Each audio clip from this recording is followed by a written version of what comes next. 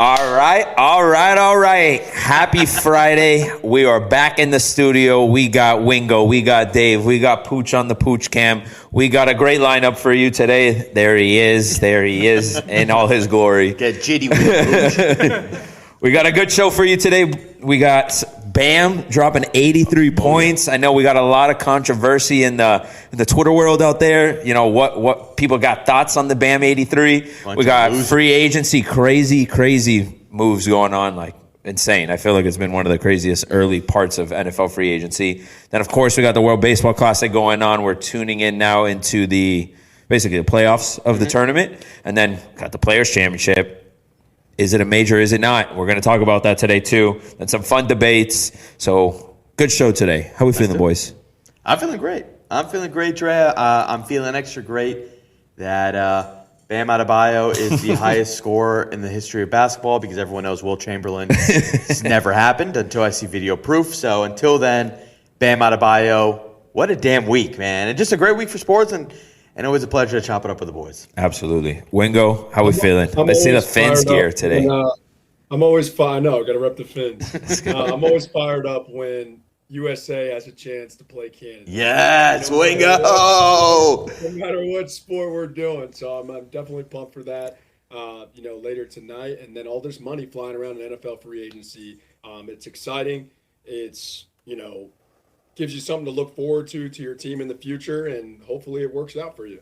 Fuck yeah, hell yeah! It is always a good day when the USA is playing Canada, and we better win in baseball. That's all I gotta say. Oh. Which we're gonna get into that, right? Because what happened against Italy was kind of a crazy situation. But before we get into that, let's start it off with Bam Adebayo dropping 83 points. Say what you want to say, the free throws, the Heat doing what they needed to do to get him to the 83 points. Anybody that scores damn 83 points, man, deserves the love and the credit. 100%. Like the fact that there's been so much backlash. The guy dropped 83 points. 100%. Like, what are we talking about here? No, I'm with you, wholeheartedly. I think it's absurd that anyone has a problem with this. It's really just a portion of the NBA community that is honestly like this. Feel like, oh man, they're making 83 seem like it's something that can happen any night. Right. There's a reason why it's never happened. And, yes. and by the way, every other team plays the Wizards. So if you want to be, it's a Wizards thing. You know what? Like Bam showed up, he shut everyone up, and if you realize who is appreciating this, right? He mentioned he got texts from Michael Jordan, LeBron James, Sick. Real ball knowers, Sick. all right? Real ball knowers. Dude, he scored 83 points. What are we doing, man? Why can't we enjoy it? People automatically have to knock down something that is literally historic. So, I think it's ridiculous that people are giving Bam shit for this. It's definitely crazy because, you see it in all sports when someone's that close to breaking a record, everyone's, rooting for that specific guy because it's go break it, go make history. And the thing about it that I think is so cool to kind of look at, he's not a true scorer. He's not exactly someone that's constantly putting up all these points. And for him to go out and do that, everyone to kind of support him through it. You see guys like LeBron and MJ supporting him, like you kind of just said. And, it's amazing that he was able to do that. Unfortunately, he passed Kobe's record.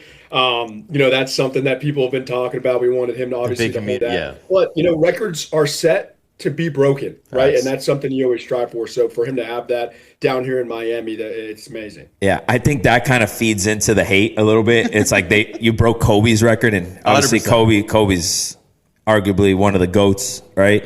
And maybe in some people's eyes, the GOAT, right? But Kobe's record to be broken, if there was anyone that you didn't want to break, it was Kobe. Yeah. But if there's a guy that, deserves it, right? Obviously, maybe we're a little biased because we're Heat people, right? But Bam is just a great dude all around, right? And he's been the captain of that team now for a while, basically since Jimmy Butler left. That's Bam's team. And to Wingo's point, he's not that guy, right? He is not the guy that's going to be the scorer. Can he go put up 30, 35? He could do that, right? Yeah. We've seen it multiple times. But to drop 83 points and be Bam Adebayo, right? Center, not a true scorer, at that capacity is insane, right? And you look at his numbers, 20 of 43 from the field goals, and then 36 of 43 from the free throw line, right? The biggest thing is the free throws, right? Yeah. Everyone's like, God damn, he took 43 free throws at times. My argument is don't foul the damn guy, right? Exactly. And that's the thing. Like, first off, can we applaud a center hitting 36 free throws? Like, is that not impressive enough? Come on. How many is Shaq making out of those? Exactly. But like for me too, it's like if you look at the compilation, right, of the fouls, somebody put them all together. It's like, yeah, dude, these are fouls. Like, right. like maybe two of them. You can say like 2, max 3. Were like, okay, those are kind of soft calls. Dude, he was getting mugged all game. Like, it was crazy. Like, there's nothing you can do about it. And then also, like, to the extent that people, like, kind of been talking about the ending of the game and getting fouls and whatever, and the way that the Heat, guess what? The Wizards were triple teaming this guy, and then when he wasn't getting the ball, intentionally fouling our other players so that Bam wouldn't break the record. So guess what? Like that's why Bam is out here breaking triple teams, and that's going to lead to also people fouling him. Because Absolutely. You're just trying so hard to stop this guy from scoring that you're just going to keep whacking at him so that he's not, hitting the record breaker on your head, essentially. Absolutely. And if you're gonna foul somebody, you're fouling the center. Right? Yeah, exactly. Exactly. Foul the center because hopefully he's not going to be making them, but obviously he did. So come on, what are we doing here? Yeah. I just hate that you take away something this iconic in history, right? I mean, like you said, Dave, it's hard to score in this league. One. And it's damn hard to score 83 points in an NBA game, right? Yeah. So my thing is like, what happens if Luka, obviously traditional scorer, right? He's been up there and dropped, I think 77. Right, and that was a double OT game, by the way, right? Yeah, exactly. Then you got Trae Young, I think that's also done it too, and that was an OT game, right? Like those guys are scorers. Like, let's give Bam his damn flowers. Yes. And he hit the free throws, right? He still hit 20 field goals. He started off hot as hell from the 3-point line, too. Yes. Like, I was going to say, like, he did everything in his power to score. Exactly. And then the other thing, too, right? You brought up, like, that fourth quarter. If you know you're close to getting that record, absolutely you're going to go for the record at that point, right? Like, you have a lead. You always play to win the game, right? We were winning that game. But if you're seeing 77 points, you're like, bro, he can go get it. Dude, let's do everything in our power as a team, as a coach, right? Suppose, like, I'm not forgiving anybody. Like, I'm standing on business on this. That's what I wanted to bring up because Spo did. They kept questioning him, and he's like, yeah, like, apologize. I'm not apologizing to anybody. Like, this is this is insane. And then Bam had to kind of do a similar thing in his press conference. I think the whole narrative is ridiculous, and I do think that if it wasn't him passing a guy like Kobe, right? It probably wouldn't have had this big of a flare. You see a lot of the people, especially like on Twitter, that are big Kobe guys. And I wish Bobby was here because I know Bobby is a guy who views Kobe as the GOAT. Bobby's the Lakers guy, so I would love to hear his take. But like you have guys like Ice Cube's son, O'Shea Jackson, saying that the NBA is rigged now. Like, oh, really, dude? You think that the NBA just randomly decided that Bam Adebayo, of all people, is just going to pass Kobe's record on a Tuesday night, dude? Get out of here, bro. He scored 40 in the first quarter. Yeah, dude. Like, before everything. Bro, he had 60 through 3. Like, it's like, dude, he was just playing a great game. Like, dude, he played so well. Bam, like you mentioned, like, that's our guy. Of course, we're happy to see him. But, like, dude, it is an achievement of, like, again, first off, this is the 100 record is something that nobody is probably ever going to reach again. Shocking. Maybe Bam does it, who knows?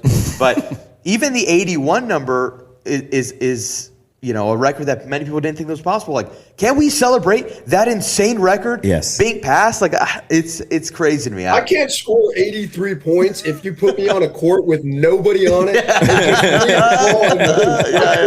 Facts. 100%. I'm gonna need like 2 days to make that happen. Yeah, dude. Oh, and then people are saying this is bad for basketball. How in the world is this bad for basketball? Yeah. Listen, I'll tell you what. Everyone's talking about it. Exactly. So, hey, all press is good press for a league that, listen, like basketball, and this is, in my opinion, in the sense of basketball has kind of, the NBA in itself has kind of fallen off. Not in terms of like the league or whatever, like for my personal taste, I really don't follow it as intensely until playoff time. Yeah. But like, guess what? I've been talking about the NBA for 4 straight days. Like, you know what I mean? Like, I think it's great for the game. And again, it's obviously we're based in Miami, so it's even better for us. And it gives me another reason to just like trash talk anybody else. That's like the fuel I need. But I think it is great for the NBA. I mean, again, like this is something that and And by the way, and there's another record that was broken as SGA broke Wilt Chamberlain's all-time consecutive record, and people are still talking about Bams. You know what I mean? That's how historic it is. I think it's great. There's a note in here in our run of show. Does this game put him in the Hall of Fame? Oh, that's a crazy take. Listen, I'll tell you what. I don't know. Records could put you in the Hall of Fame for sure, right? When you own a record, it's Hall of Fame worthy. But then you look at the career, right? I mean, he's got to get the rings, right? Yeah, you got to add that to the equation. He, I think, has only made 2 All-Star games up to this point, and you can make the argument that he's maybe should have made more, right? Yeah. Some of those years it felt like he's gotten snubbed. But to put him in the Hall of Fame. You can't use he should have made more as That's like saying Josh Allen should have won the Super Bowl. Right. That's what I'm saying. 100%. I'm with you. I don't know if this game alone will be, but 100% if he does, this game will be mentioned. Yeah. You know what I mean? It's for sure. I do agree he needs,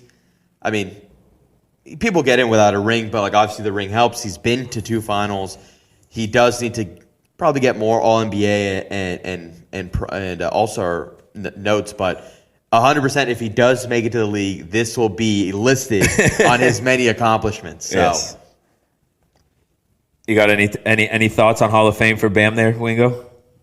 I think, yes, it's definitely going to be in the conversation. But also, I think the league is getting so good. They're almost, it's disappointing to say this, but personal opinion, I think they're almost forgetting about those guys that have been in the league for so long now and did, 10 years ago, they were the man. They were up there with LeBron James, and now people aren't realizing they're still in the league, and we're forgetting about them because these younger guys are coming and they're scoring points. Right, we're getting to this game where there's a little bit less defense and there's so many points going on. It's like, oh, Hall of Fame pair. Oh, he's that because they're scoring points. Right, Bam's just never been a guy that's putting up the 40s and the 50s and doing that. Now he puts up 80. Let's put it in the conversation. But there's going to be critics out there that say this just was never something consistent. He did it one time, and that might be that. Yeah. No, shout out Bam. Shout out to the race car outside. Lightning McQueen. I don't know if you can hear that. Lightning McQueen. Holy cow. Somebody's freaking revving up. It's almost hijacking my new car. Yeah, it's gone.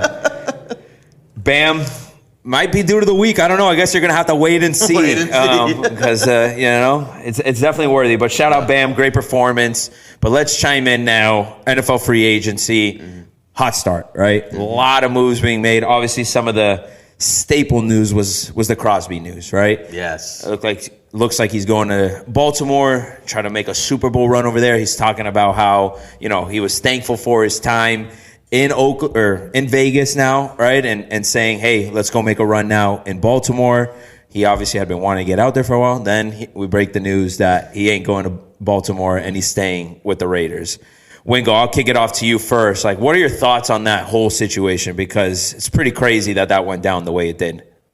Yeah, so first off, I'll start by saying this year is a record-setting year, right? We're up to $5.8 billion spent since Monday on free agency. Jesus Christ. And that's up $1 billion more from last year. Obviously, the cap space has gone up, and you're seeing these big contracts and these big trades. Talking about the Max Crosby trade situation with the Ravens, I'm a little bit confused by it because they knew he just had an injury, just had surgery, was just kind of getting out of the brace and moving around a little bit. So he has to pass a physical, in order to sign that contract.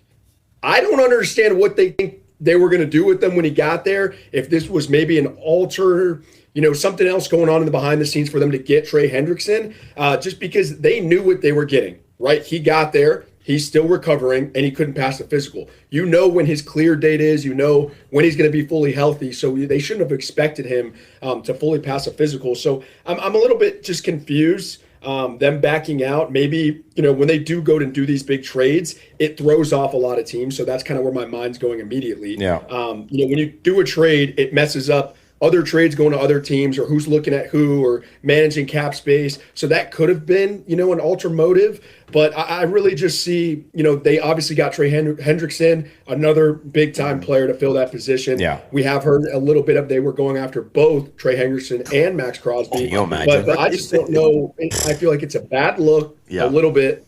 But also it's like you knew what you were doing. So I don't really get their logic here.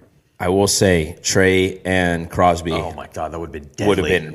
ridiculous. Yeah. Like, I mean, whatever their odds were to win the Super Bowl would have skyrocketed if they would have landed both of them. Yeah. I'm with you, Wingo. I do think it's a very bad look unless you are a Baltimore Ravens fan, right? Like if the Miami Dolphins did this, I would be like, all right, whatever. We're getting away. Crosby is better than Trey Hendrickson, but Trey Hendrickson is incredible because they got you're Trey, not giving up 2 picks. And yeah, exactly. Right? So they got him free agency, right? Because he was a free agent. So yeah, I mean that's pretty crazy. You don't have to give up the 2 first-round picks. It's a great listen. Objectively, it's kind of scumbaggy. It is. But they're making out like a bandit. Yeah, like they are. Like that's how it. And guess what? Like you know what I mean? Like for me. Right, if there's no rule against it, you're kind of more taking advantage of an unspoken rule, and it kind of sucks if you're the other 31 teams. But yeah, it is a bad look. But dude, if I'm a Ravens fan, I'm pretty kind of ecstatic. Like you lose Crosby, that news breaks, you're like, oh, what the hell? And then boom, you land the biggest defensive end free agent out there. So Another thing I was going to tell you too now where my mind's going to get a little bit is, right, let's say Crosby gets in the building. They know that he has to pass that physical, but they know there's going to be, he's not fully going to pass it regardless just because he just got off an injury. Mm-hmm. They could have still been in the works and teetering and finding out, hey, we can get Trey Hendrickson here if we back out of this for a pick less.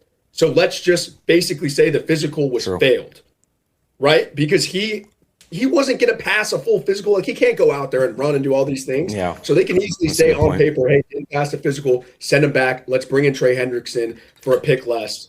And that's that, right? Save the team. True. Another pick. And now I'm thinking, hey, I think it was a smart decision. Yeah. Yeah.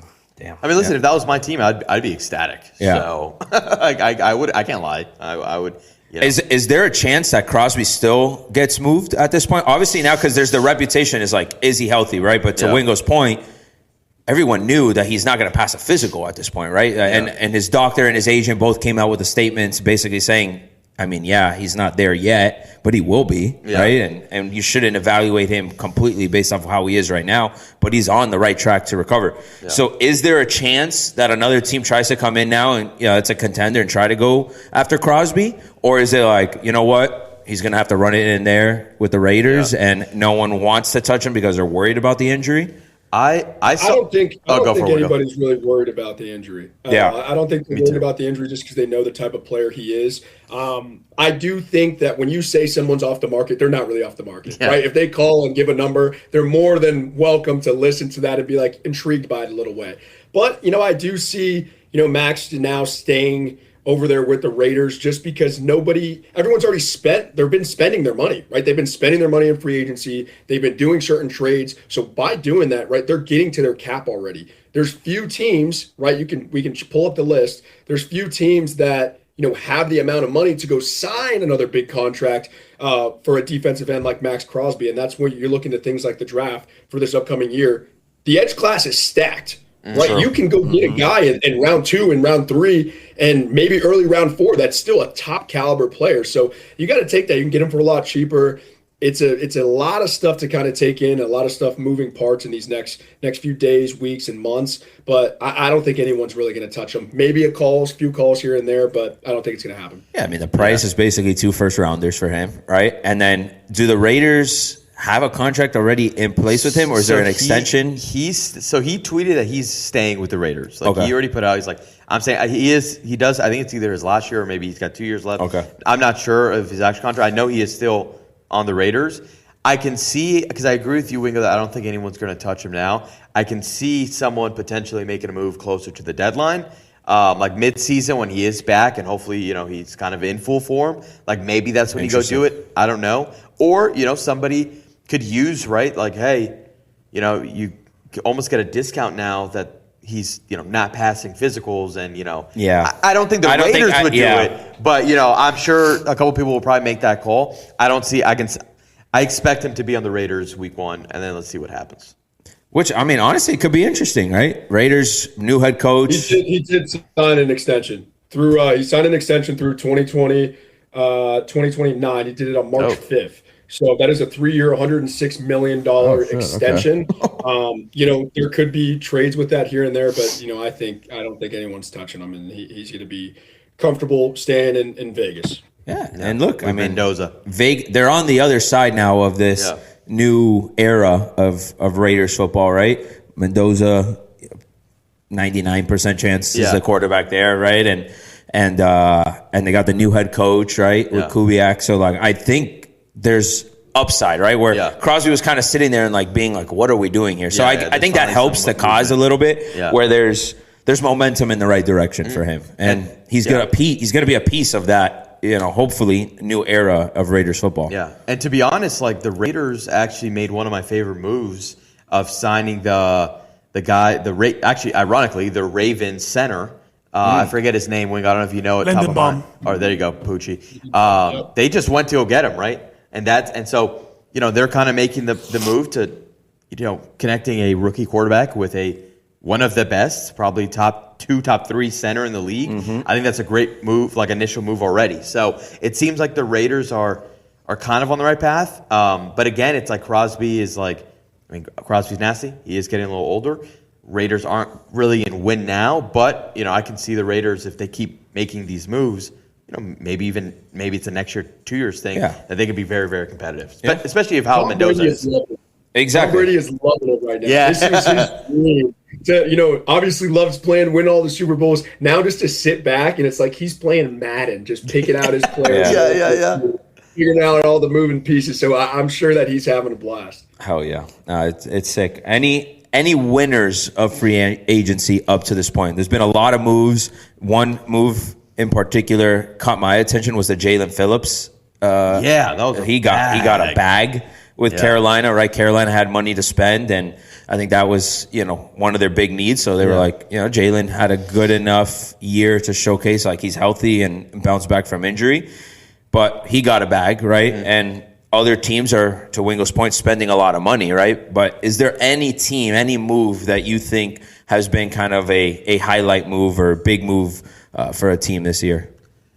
We kind of touched a little bit on it last week. I think the Rams right now, what they're doing, getting not only McDuffie, but I think they even got another cornerback as well. And supposedly, and I read this right before we came on live, they're making a move for A.J. Brown. Which would be a very, very stacked receiving core, to say the least. Christ. So, how would they do that? A.J. Brown, Devontae Adams, and Puka. And Puka. It'd be crazy. You'd put Devontae at the slot. No, I ain't even going to watch the NFL. Cooper Kupp. Come on, man. Don't forget Cooper Kupp. And Coop. Well, no, Coop's in Seattle. Seattle. Oh, yeah. Come on, Wingo. Come on, Wingo. You're better than that. I think Kupp. I know. When you think about Cooper Kupp, you think Rams because he goes to Seattle and he's not the guy anymore. So Puka just swooped up and stole his job. He really did. He came in there. Good. But yeah, dude, the Rams. Puka's on a weird offseason tear, by the way. Unreal. He's on an unreal tear. But the Rams, for me, again, we're just as good as the Seahawks, right?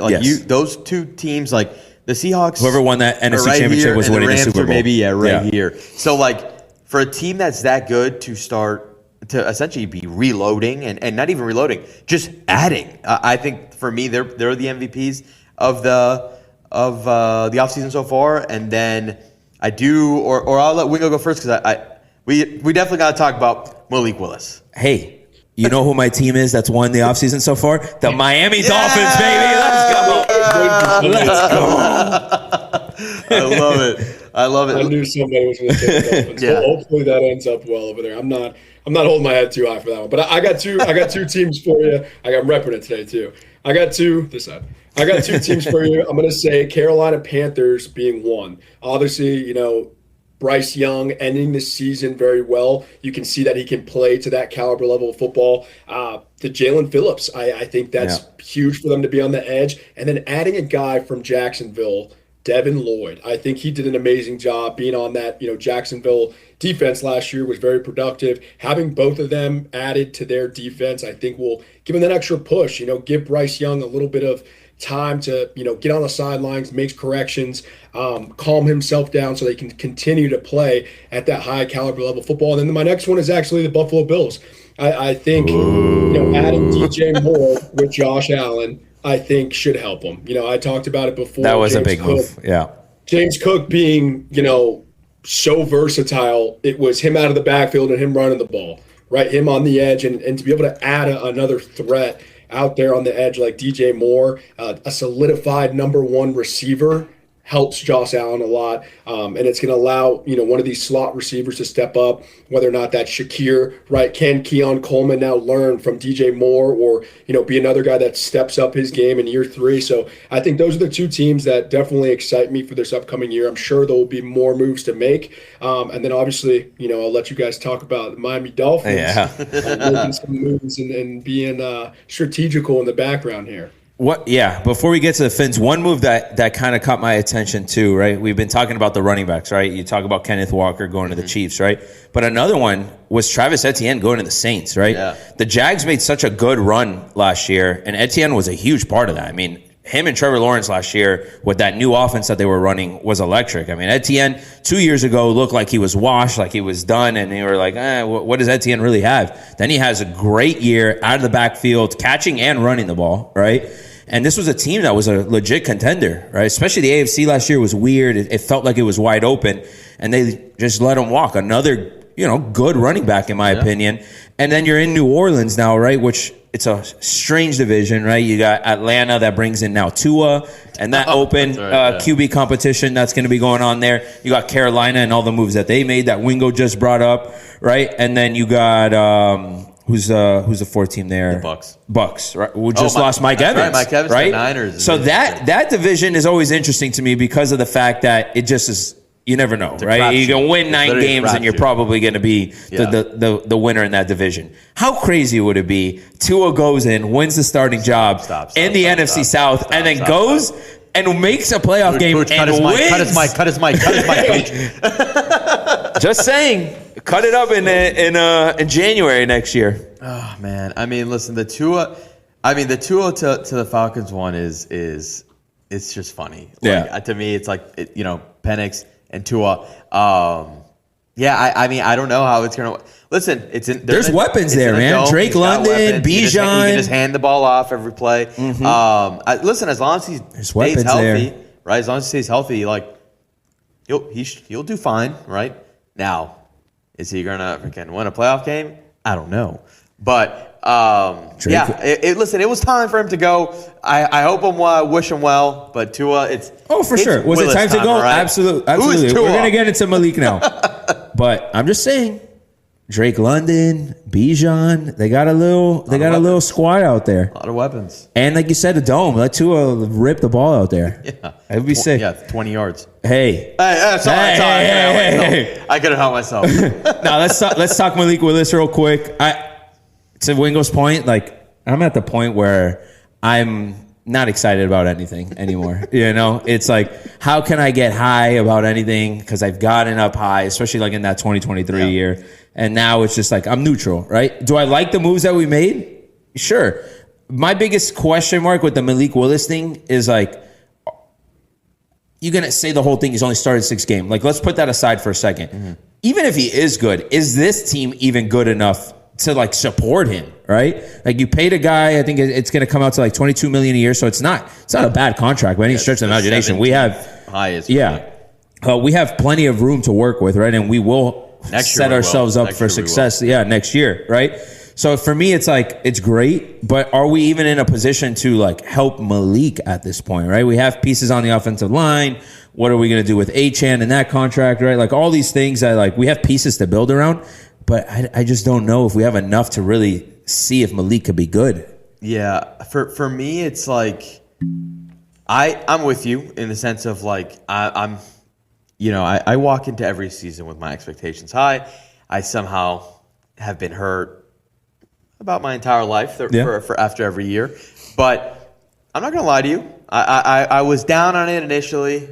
I watched one hype video and I'm on the way back in. I saw him walking into the facilities yesterday. I'm like, that's my QB1, baby. But listen, I'm with you. The the Dolphins don't have a great track record in terms of setting you up for success. I think, especially based on how the contract was, 2 years fully guaranteed. I think it's a 3-year contract. Mm-hmm. I still expect us to draft a quarterback next year. Oh, yeah. Right? I mean, Sullivan was pretty adamant about that. Yeah. Unless this guy really wins MVP this year, I don't see us not taking a quarterback next year, right? But really next year is where I think we'll see, what we have. I think it's a big move for us, right? I didn't expect it, to be honest. I know everyone was saying, Malik Tidal. I'm like, I think we're going to just kind of tank and go. No, we're picking him up. Yeah. And so let's see. Listen, I think it's all upside, right? But that's what Ross does. He doesn't allow tanks to happen. I know. He has to sell tickets, and he's going to make the team as relevant as it needs to be, so that we can go 7-9 again. That's what I don't want. I know. Yeah, that's the biggest issue. But it's also it's right. It's a win. I guess you could kind of lose in the sense if we are 7-9, that'd be a nightmare. But if this guy shows enough flashes, or he is the guy, right? We have him for a couple years at a pretty good contract. Yes, And next year is really going to be the year where we can really add, right? This year, obviously, we've been taking a bunch of cap hits. Tua, Tyreek. One actually wouldn't go when you said about the Bills. They just got Bradley Chubb yesterday, which he's another one that we let go. So I'm not expecting much this year. I just want to see if he can make plays and make us competitive, right? And who knows, I think these guys really there's definitely no downside. And they really believe that this guy could be a really good quarterback in this league. So it's a new regime. I know I'm just a scarred Dolphins fan, so I want to be negative, but then again, I can't help myself because I'm such a homer that a week later I'm all in. So let's see what this kid's got. Yeah, no, I think it's enough to be excited about. Yeah, I'm excited.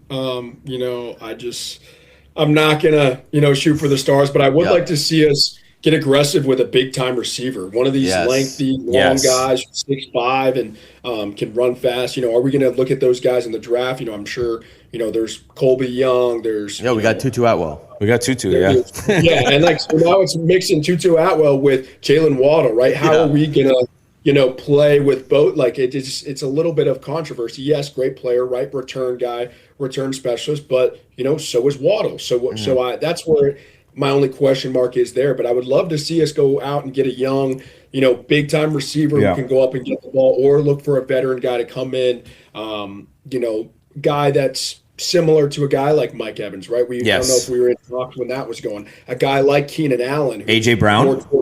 The A.J. Brown, if we could afford him. But, so one of these older guys that's a lengthier receiver, I think will be super beneficial to pair with, that Tutu, the Waddle, and with the A-chain in the backfield. We need something to spice it up a little bit on top of, a big-time tight end guy, right? Can we still have Darren Waller, to have that red zone playbook? Mm-hmm. What does this certain things look like? So definitely piecing all the parts together is definitely something I'm trying to envision, right? But not going to feel too confident about anything because I don't want to let myself down. I expect us now. I wouldn't be shocked. I fully expect us to take a shot at a wide receiver in this draft. Yes. I don't think so at 11, but I expect maybe in round 2 or 3, I can totally see us making a move for a bigger receiver, and I'm obviously down for it. Let's give this guy some weapons now.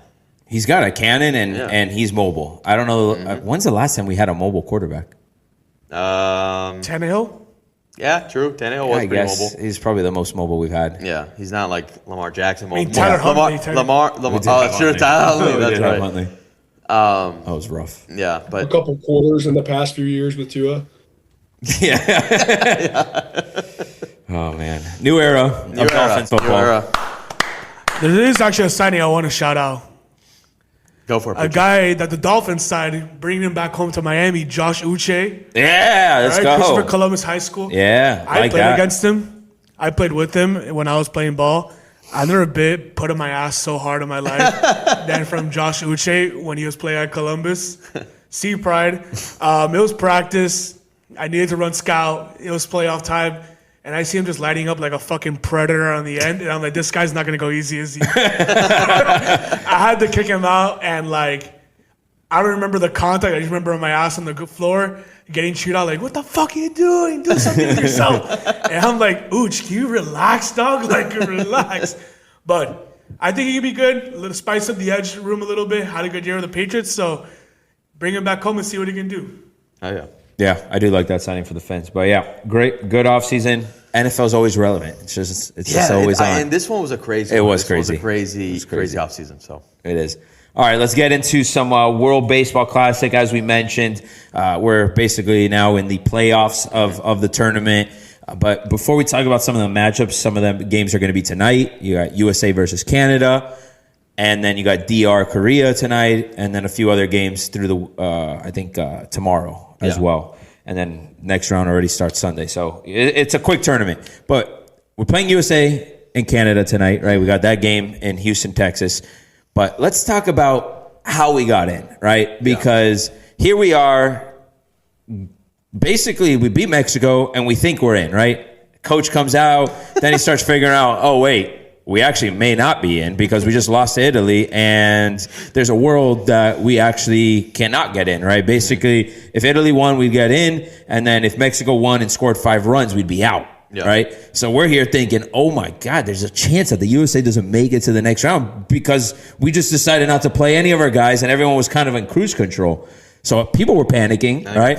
But our friends in Italy took care of business.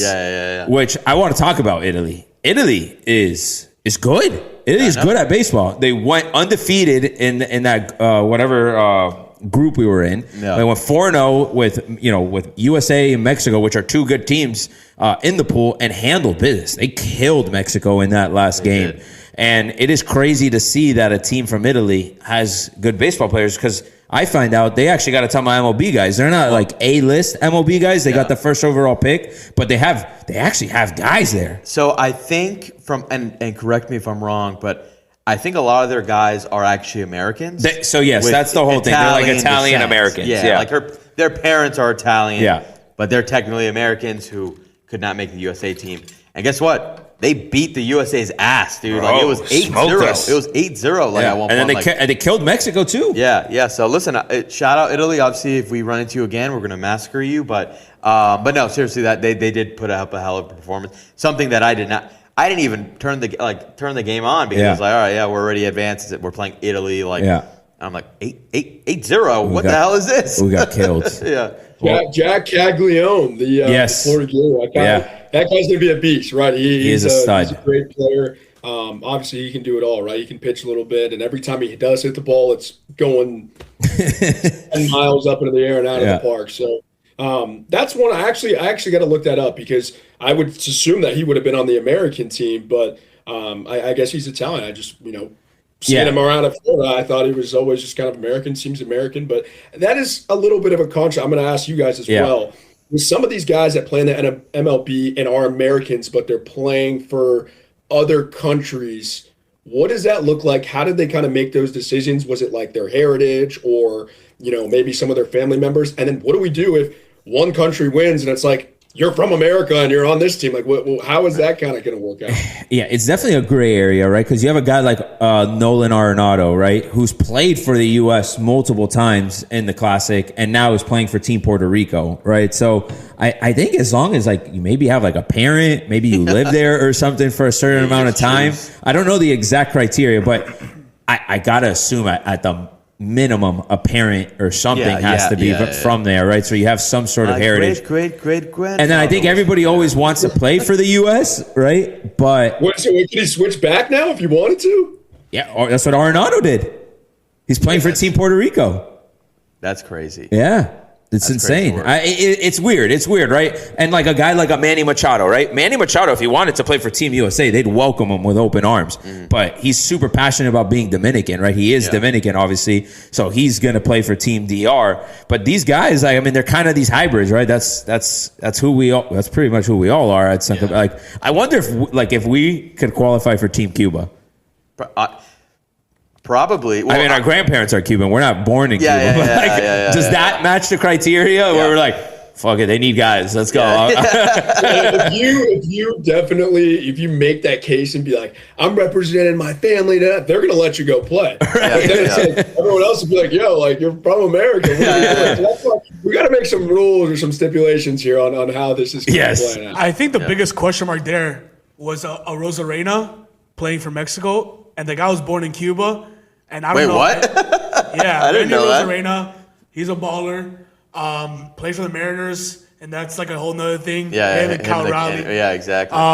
But he was born in Cuba, and I believe he just played in Mexico in some time, kind of coming up the system, and they let him play for Team Mexico, or something about his wife being Mexican.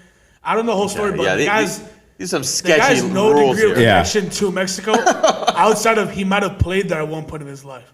That's crazy. So I think that's like the most crazy word. glaring objection to this of guys playing for another country, because Rosarena just didn't want to play for Cuba. Facts. He didn't believe in it. He just didn't want to play for them. Which I get that. Yeah, facts. I get it. I wouldn't play for him either. But how they let him play for Mexico, don't really get it. Don't really get the system. But there's powers greater than me that make the decision, and they thought it was okay. I'm like, hey, whatever. Last year he was their hero. This year, unfortunately, they got out. But last year he was the hero of the WBC for them. They made it super far. So I don't know. It's gray. Yeah, it's Yeah, gray. it's super and gray. There's people pulling some strings within these organizations. Yeah. We're actually going to go back to World Baseball at the end when we do our rapid fire and pick our favorites to win it all. But let's talk real quick. We got USA Canada. Beat that ass. We're gonna beat them down today, Wingo. What's the situation? We beat them in hockey already, so now we got to beat them in baseball. Yeah. I don't know if I don't even think I need to get as fired up as if I got to turn Miracle back on. I don't know if there's a baseball version of it, but Canada, they're just our little brothers.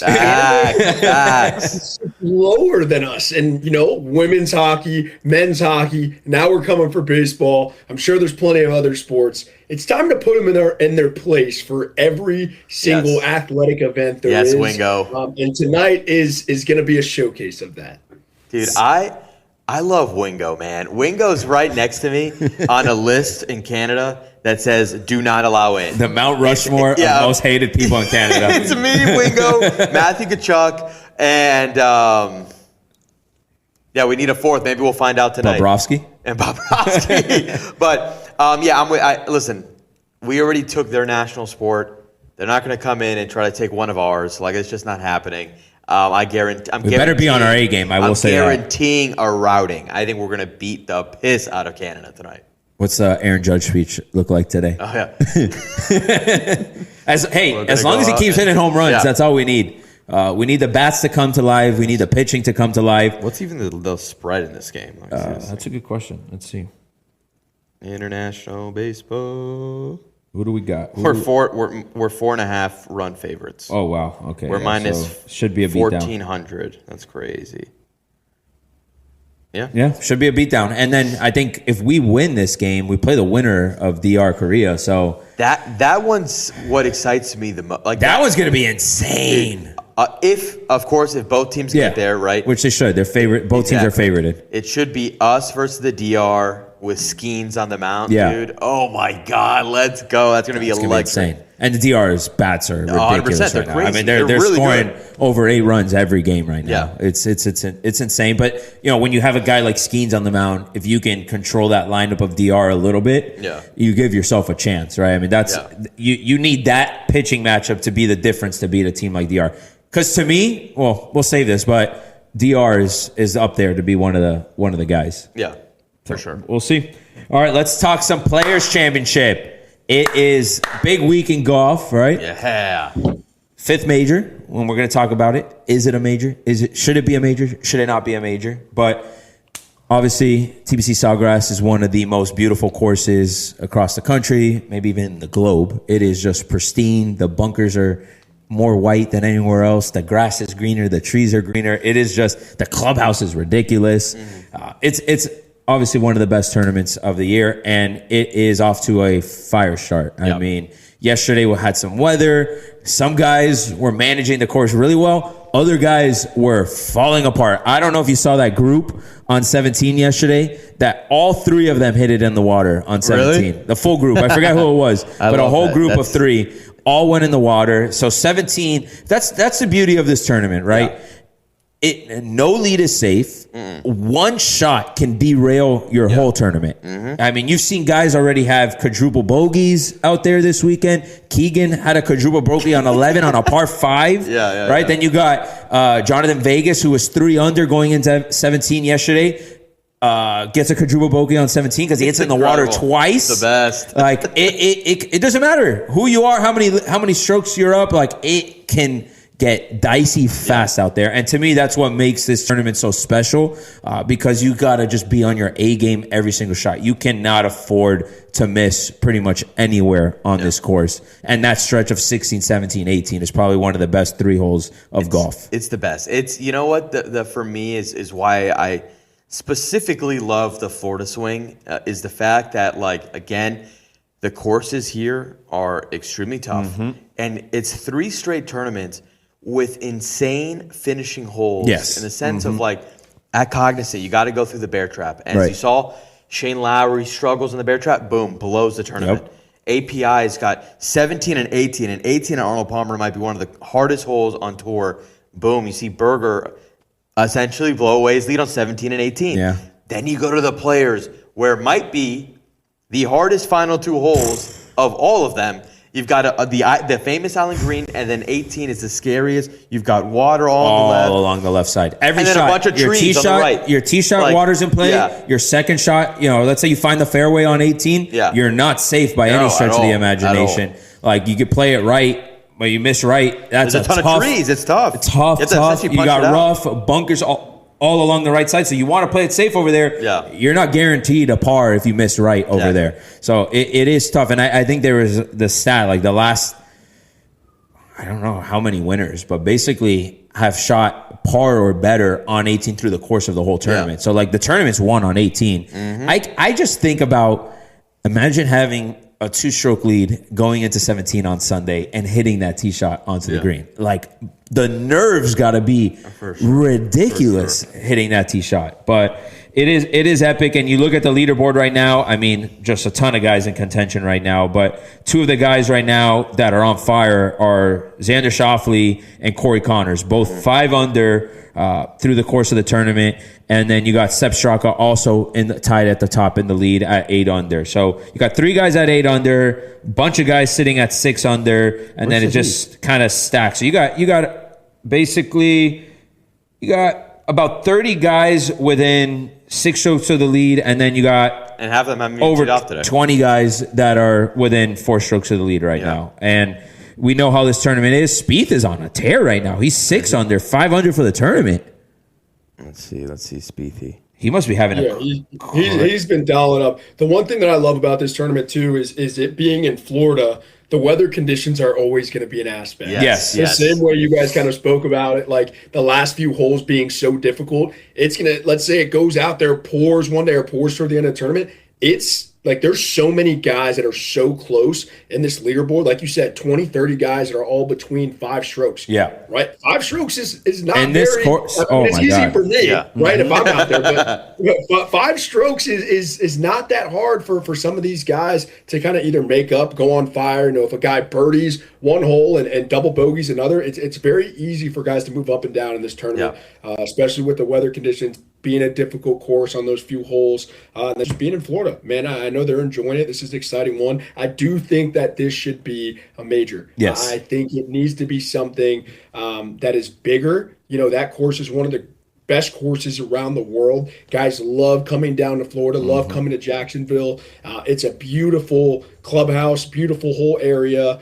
They do a great job with everything over there. So I think it definitely should be a major and something because it's something definitely that these guys look forward to every single year.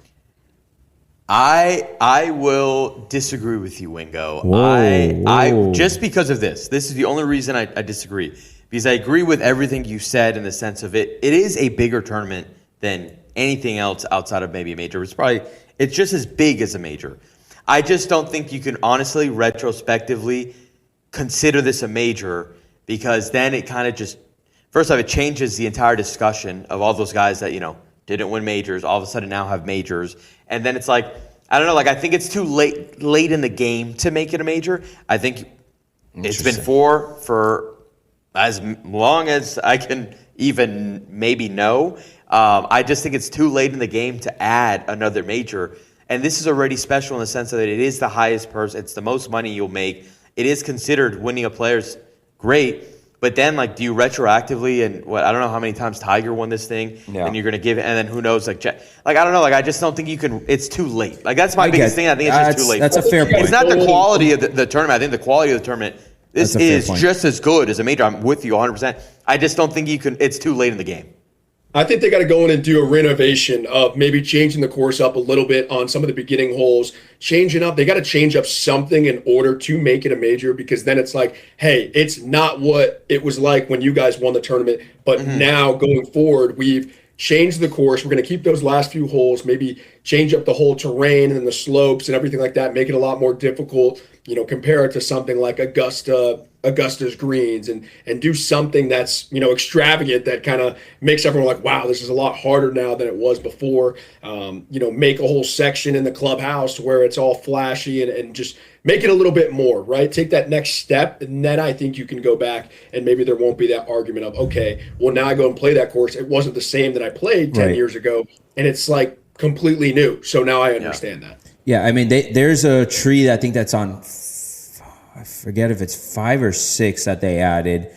It's pretty much right in front of the tee box, and now you don't have the luxury now. You got to hit it under the tree line. You got bunker and water to your left, and then just full pines all along the right side. So not only do you have to be accurate, but you got to keep that ball track low, right? So they've done changes, I think, that maybe is like a sign for things to come, right? Where it's like, how can we make some of these holes a little bit more challenging? How can we change the dynamic of this tournament? But it's like everyone has already kind of given it the reputation of it as being the unofficial major, right? So it's even in the fans' eyes, we kind of make it feel like it's a major. Even when you're out there, the energy's different. The amenities of that clubhouse are obviously ridiculous. The players love coming here because of everything that it has to offer. It's so pristine that it does feel like the major. But you bring up a good point, right? What does the history look like for everybody that's won there, right? And how do you deal with that? But I don't know. I could see it happening. I've got one more thing too, because I also just love the fact that Augusta is the only major that is played at the same spot every year, right? U.S. Open, PGA, and the Open always move. Yeah. They're always rotating. Maybe it's a thing because then the players would, obviously you have to play the players at Sawgrass. Yeah. Is it a thing? And I don't know. I mean, I don't think it'd work because you already have to go to the players earlier that year. Maybe just putting Sawgrass in that discussion for a U.S. Open or a PGA one year, and they have to change it up so it's different than the Sawgrass that they played in March. Right. I don't know, maybe it's something like that, but yeah, I think it's just the fact that I think what makes Augusta so special too is that it is the only major that you are going back to. It's one that you play once a year, and that's it. The other majors it's a new course every 4, 5, 6, whatever years. That's a good point. So yeah.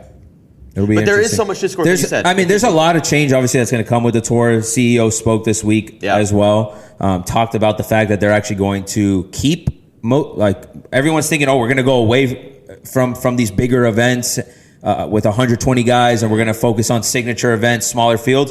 CEO basically put that and said, no, that's not going to be the case. We're actually going to keep 120-man fields. We're going to have the cut line on Friday or after Friday going into the weekend.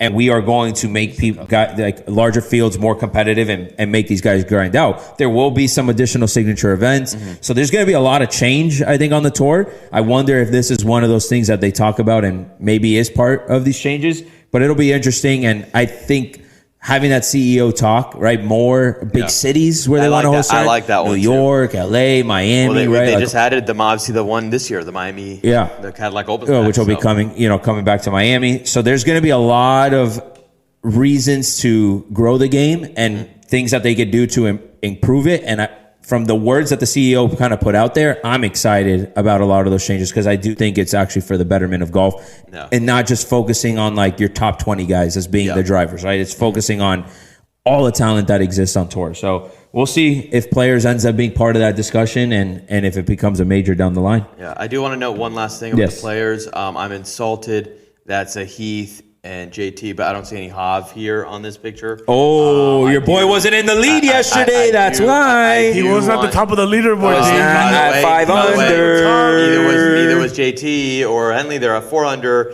with Javi. Yeah, honestly, the only one that should be up there is Sahith by himself. I don't like this, Poochie. Poochie, I don't like this at all. Sahith is 1 over for today and is 4 under for the tournament. Yeah, that's what he gets for being on the graphic. Sahith. Oh, no. What? He's 2 under now. Oh, my God. Did he double a hole? He did. He just doubled 6. The hole I think we were just talking about. I have him in my pool, and I was in second place. So thanks, Sahith. Did we do a pool for this? Yes, dude. I do a pool. I've done pool 2 weeks in a row. But why didn't I get... Where are these text messages? I haven't gotten any of them. They're in the WhatsApp. What? I forgot about those, but I haven't seen any of them. Yeah, look. What? Oh, it is here. Yeah, there you go. Oh, my God. The next one's the Masters, so I'll put it in the chat. We got to put it the pool in these things and get some people in the pool. I like that. Tell them about the pool real quick. Yeah. So essentially, I've been running these Hondo pools for honestly like 5 years now, where usually it's around big tournaments. I've done API. It's always the 4 majors, the players, and then I'll try it now. The last couple of years, I've been sprinkling in some signature events. It's a pool where you're picking 6 golfers. You're picking from different tiers, and then at the end, it picks your 4 best golfers, and your cumulative score is essentially your low score. And we've been doing it for a while. First and second place get money. The Masters one is specifically massive. So yeah, the Masters one. Awesome. We'll share that big time. I mean, yeah, the pots are huge in these things sometimes, and it's fun. It just makes you that much more engaged in these golf tournaments 100%. Too. All right, let's do our little quick rips for the week. All right, let's kick it off. Just real quick thoughts. Miami, Ohio loses yesterday in their conference tournament. Are they in? Are they out? What are your thoughts? They've been undefeated up to this point. I think they should be in. I mean, they were the only undefeated regular season team. There's 68 spots. You're telling me you can't find a spot for Miami, Ohio? Put Miami, Ohio in the tournament. Yeah, that's a bunch of crap. For a team to do something like that so special, right, they should have an opportunity to go for it all, right? It's no different than when you look at the college playoffs, right? We now have 12 teams, and we got to let one of these lower-level teams, in case, the chance they do have that super team that one year, why not do the same in basketball? And you just said, right, whatever, 60-something spots, like, they deserve a spot. Let them go chase it all. They've worked so hard to get to this point. They put on an unbelievable amount of performance this entire season, and they have a chance to kind of keep moving forward. And I hope that they do. Yeah, I mean, if they have to win their conference championship to get in, that's crazy. It's like then what the hell was the regular season for? Exactly. They did everything in their power. All right, real quick, World Baseball Classic champ. Who do you got? I'm rocking with the USA, the US of A. I honestly do think the Italy game was a wake-up call for them. So I expect them to get right and win this damn thing. Who do you got, Wingo? Hey, there he is! Let's go! USA. USA. And it starts tonight with our little brothers. Yes. The last time that Canada won versus USA in the World Baseball Classic was actually in 2006. I was 5. I didn't even know what was going on there, but they've been getting after those guys. I'm excited for them to do it tonight. Hell yeah. I'm going obviously USA, but if there's a team that I really think has a chance, it's who we'll probably see next round, and it's the Dominican Republic. That lineup is just freaking ridiculous. Yeah, so props to their celebrations too. They're going ham. They're fans, man. Like that in itself. That in itself is why I'm okay with them winning, because they have just been so electric from the exhibition games to every single round of game, which they play tonight here in Miami, which is I'm kind of wanting to go just so I can be in that environment, right? Because there's not many times that you can be in an environment like that where their fans are it's just a party for 9 innings, crazy. Right? And that lineup just makes it that much more exciting. So if it's not USA, I'm rooting with DR. Very early March Madness prediction. Who do you got? I I mean, it's looking like I'm going to say Duke just because, it's Duke, and they're on a roll. They almost lost last night to FSU. They did FSU. By the way, FSU's ripped good. out. FSU's good. They're good. They're playing a little bit better. They haven't been great all year. But that would have been a crazy game to win because then imagine they play themselves into the tournament by winning the ACC championship. That would have been wild. So I'll probably go Duke, and if not Duke, maybe UConn because UConn's won me 3 March Madness brackets. So there is another team, but I think I'm going to save that one. Let Wingo.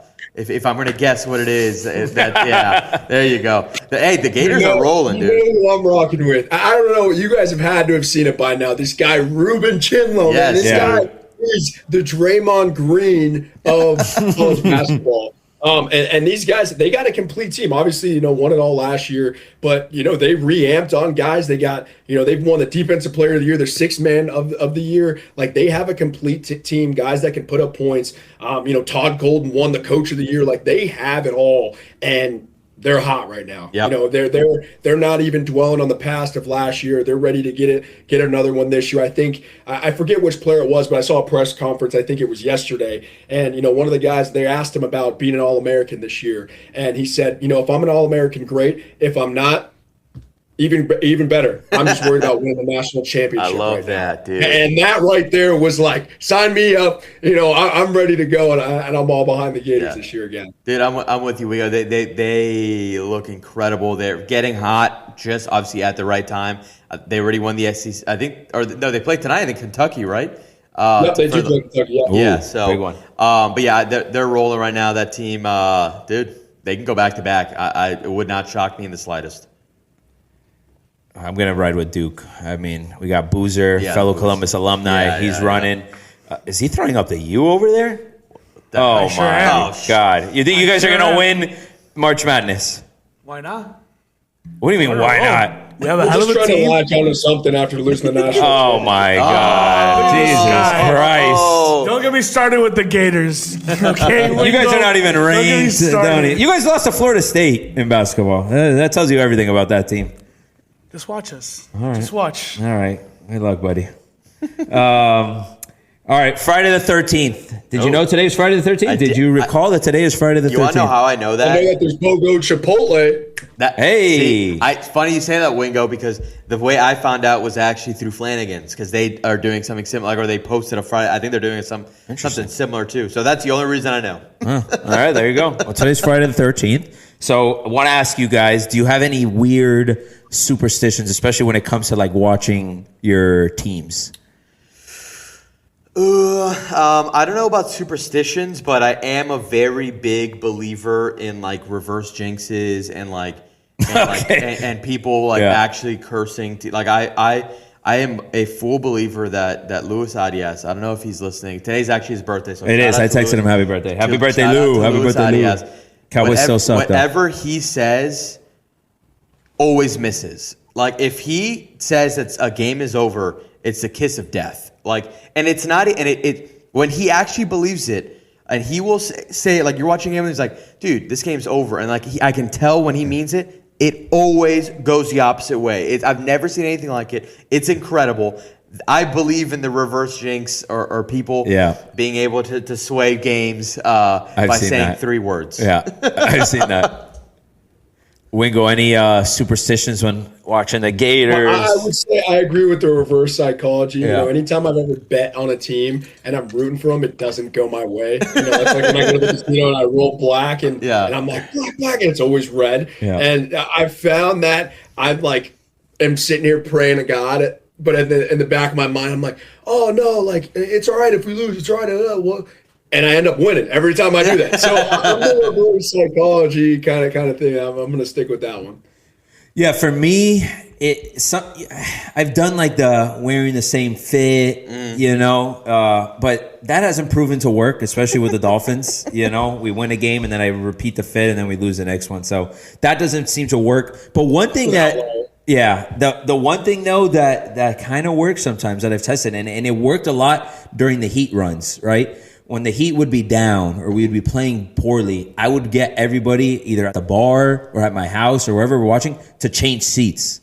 My dad does that. So like, hey, shit's not working. Like you move over here, I'm sitting over here. My dad and then does we'd that. go on a crazy run, and we're like, okay, we found the seating arrangement. Yeah. Everybody stay in these exact spots, and you cannot move until the game's done, basically, and we win. That's a great one. My dad is a big believer in that. I think both my parents. I've seen it work. Yeah. I don't know what it is. It's just like you shift the I don't know, the universe around a little bit. Forces around. Next to who. Exactly. Yeah, definitely. I don't know if this one counts as a superstition, but I've done like the playoff beards, and they've worked like for the Panthers like these last 2 years. Like start of the playoffs, I'll trim my beard and then I won't touch it until we essentially win. Yeah. Which it's worked in fantastic fashion for 2 years. Yeah. The Heat one too. Obviously, we didn't end up winning in the finals, but every time my teams are in the playoffs, my beard lasts 1 week with the Finns, but everyone else has been working pretty well. So. There's one superstition here that I found in a Golf Digest article, and it was Jason Giambi, I think in 2008, was in a massive hitter drought and hadn't had a hit in I don't know how many games. And one of the superstitions in baseball is you got to put on a gold G-string on in a game. And he wore it in 2008, and he broke his hitting drought the day that he put it on. So there's like weird superstitions in sports, and I guess like, hey, whatever you got to do to make shit happen, you do what you got to do. So Jason Giambi. Maybe that's what we're going to do with the Fans. I'm going to start wearing the gold G-string. Hey man, we got to start pulling out some wild we're gonna stunts. pull out I'll let him lose. Or you cut off a finger for every time they lose, and then eventually you have no fingers. Yeah, I just have none. Then you go to toes after that. All right. Well, that about does it. We got one debate, which is a Dave tweet, which is the tournament tweet. I'll pull it up right now. I got a graphic for you. Don't worry. Oh, there you go, Poochie. I got a graphic. I actually think this was there it is. Joe Robbie. Yeah, Joe Robbie pulled this up. I did see this. I saw a different one though. This one, one I saw was more golf centric. No. This is a good one too. This one's great. This one. I have my answer. I am going with Team A. And for this reason and this reason only, right? I mean, for me, it's got the Stanley Cup playoffs, which is probably the greatest of all playoffs.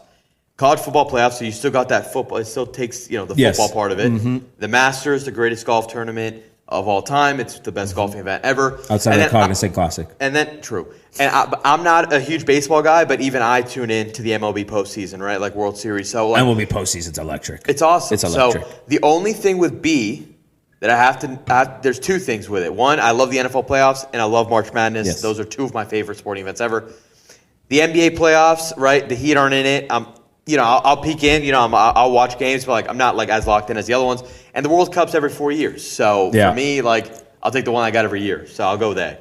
I feel like it's a pretty easy decision. I think A, right? The big thing that kind of really solidifies it is you still get that football element, right? Obviously, NFL playoffs is elite. B is carried by the NFL playoffs and the World Cup. Well, no, and March Madness, too. March Madness is great. March Madness is great. But to me, it doesn't carry enough weight compared to what I see in A, right? Especially what I've witnessed with the Panthers in the last few years in the Stanley Cup Finals, right? The college football playoff, especially now extended, great. MLB postseason, if you don't watch it, you're missing out on some amazing, just like sports energy, especially like you're talking not only consuming it, but being in these environments, right?